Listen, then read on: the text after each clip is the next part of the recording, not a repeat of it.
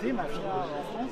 On a peur du mot en France, mafia, y compris parfois pour la Corse par exemple. On parle du grand banditisme, du petit bar, de la brise de mer, mais il y a des phénomènes mafieux, pas qu'en Corse. Et il y a une mafia qui a été à l'œuvre dans cette affaire, dit des quotas carbone, taxe carbone, du CO2, peu importe le nom qu'on lui donne. En fait, là j'ai découvert une histoire à la fois intime et politique qui se rencontraient dans un moment d'époque. Et je trouve que tous les ingrédients d'une grande histoire étaient présents. La rencontre de deux gamins de Belleville qui sont nés dans un quartier très populaire, dans des familles très populaires, qui ont arrêté l'école à 10 ou 11 ans, qui ont très vite compris que s'ils devaient avoir une prospérité importante, elle se fera probablement en dehors des limites du code pénal.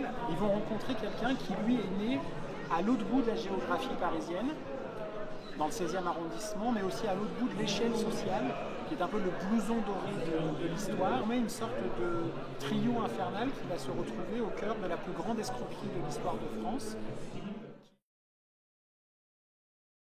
Contrairement à ce qu'ont voulu faire croire les escrocs, il n'est pas complice de l'arnaque. En revanche, il y a eu une forme d'arrogance, d'incompétence, de complaisance avec ce qui s'est passé, qui fournit la honte à un certain nombre de gouvernants face à cette histoire qui est pourtant la plus grande escroquerie que l'histoire de France ait jamais connue.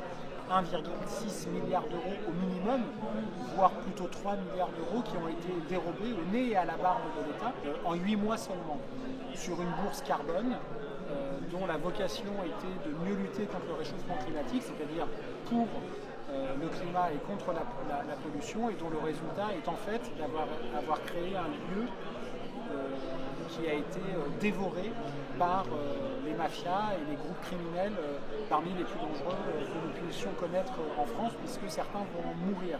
On est aujourd'hui entre 5 et 7 assassinats directement ou indirectement liés à l'affaire du CO2.